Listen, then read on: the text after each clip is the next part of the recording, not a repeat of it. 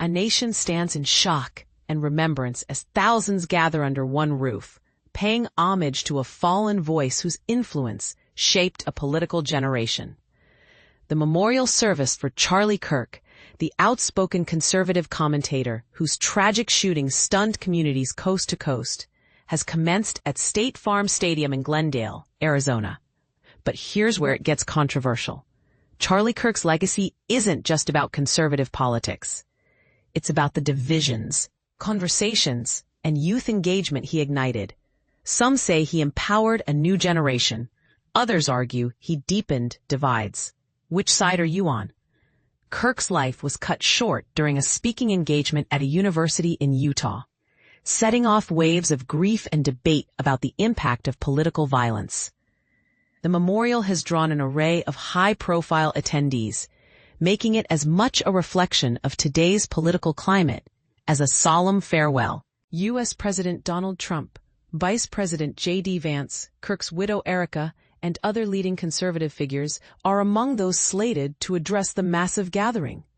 Notably, public figures such as Elon Musk, FBI Director Kash Patel, and Attorney General Pam Bondi have been seen paying their respects, reinforcing just how far Kirk's reach extended.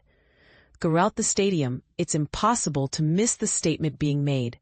Mourners draped in American flag attire, T-shirts with Charlie Kirk's image, and a sea of MAGA memorabilia create an atmosphere charged with emotion, identity, and, inevitably, political commentary. The lines to enter stretched for hours as supporters and admirers flocked to the stadium in solidarity.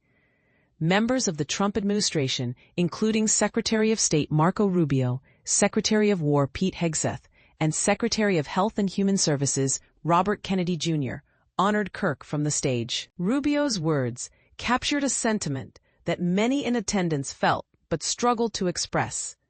Charlie Kirk was bold. He never shied away from debate, even with those who vehemently disagreed with him.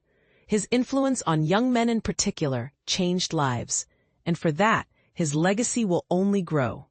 Here's the part most people miss. Kirk wasn't just a traditional commentator.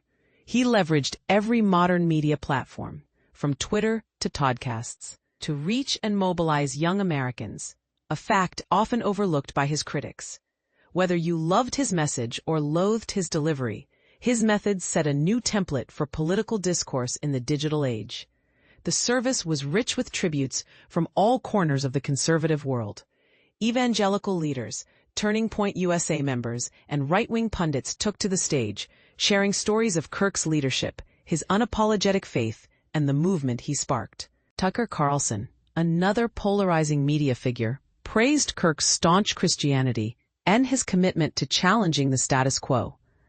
A moving video montage flashed across the arena's giant screens, blending highlights from Kirk's career with heartfelt remembrances.